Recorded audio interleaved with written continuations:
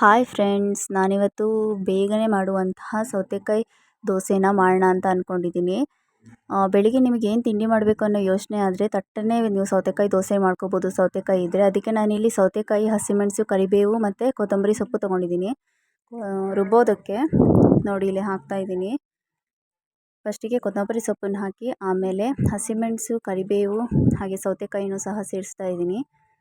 ಹಾಗೆ ಇದ್ರ ಜೊತೆಗೆ ಉಪ್ಪು ಮತ್ತು ಸಕ್ಕರೆನೂ ಸಹ ಸೇರಿಸಿ ಒಂದು ಸ್ವಲ್ಪ ರುಚಿಗೆ ತಕ್ಕಷ್ಟು. ಬಿಸಿಲೊತ್ತಿಗೂ ಮಾಡ್ಕೊಂಡು ತಿನ್ಬೋದು ಇದನ್ನು, ತುಂಬ ತಂಪಲ್ವ ಅದಕ್ಕೆ. ಹಾಗೆ ನೋಡಿ ಇಲ್ಲಿ ಜೀರಿಗೆನೂ ಸಹ ಸೇರಿಸಿದ್ದೀನಿ. ಈಗ ಇದನ್ನು ಸ್ವಲ್ಪ ರುಬ್ಕೊಳ್ಳಿ, ತರಿಯಾಗಿ ರುಬ್ಕೊಂಡು ಆದ ನಂತರ ನಾವಿಲ್ಲಿ ಚಿರೋಟಿ ರವೆನ ಸೇರಿಸ್ಬೇಕು. ನೋಡಿ ನಾನಿಲ್ಲಿ 1 ಕಪ್ ರವೆ, ಅಂದರೆ 1 ಕಪ್ ಅಂದರೆ ಸ್ವಲ್ಪ ದೊಡ್ಡ ಕಪ್ಪು, ವಿಡಿಯೋದಲ್ಲಿ ಸ್ವಲ್ಪ ಚಿಕ್ಕ ಕಪ್ ಥರ ಕಾಣಿಸುತ್ತೆ. ಈ ಕಪ್ಪಲ್ಲಿ ನಾನಿವಾಗ ರವೆನ ಹಾಕ್ತಾಯಿದ್ದೀನಿ. ನಿಮಗೆ ಎಷ್ಟು ಬೇಕೋ ನೋಡ್ಕೊಂಡು ನೀವು ಹಾಕ್ಕೊಳ್ಳಿ. ಅದನ್ನು ಚೆನ್ನಾಗಿ ನುಣ್ಣಗೆ ರುಬ್ಕೊತಿದ್ದೀನಿ. ರುಬ್ಕೊಂಡು ಈಗ ದೋಸೆ ಹಂಚಿಗೆ ಹಾಕೋಣ ಬನ್ನಿ.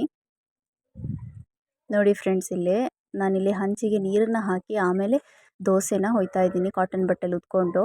ಈಗ ನೋಡಿ ಲೇಯರಾಗಿ ದೋಸೆ ಹೊಯ್ದಿದ್ದೀನಿ. ಅದರ ಸುತ್ತ ಸ್ವಲ್ಪ ಎಣ್ಣೆನ ಹಾಕಿ ಚೆನ್ನಾಗಿ ಒರೆಸ್ತಾ ಇದ್ದೀನಿ. ನೋಡಿ ಅದಾಗೆ ದೋಸೆ ಏಳುತ್ತೆ. ಲೋ ಫ್ಲೇಮಲ್ಲಿ ಇಟ್ಟು ಬೇಯಿಸ್ರಿ, ಅದಾಗೆ ಎದ್ದೇಳುತ್ತೆ. ಚೆನ್ನಾಗಿ ಬರುತ್ತೆ ದೋಸೆ, ಮಸಾಲೆ ದೋಸೆ ಬಂದಂಗೆ ಬರುತ್ತೆ.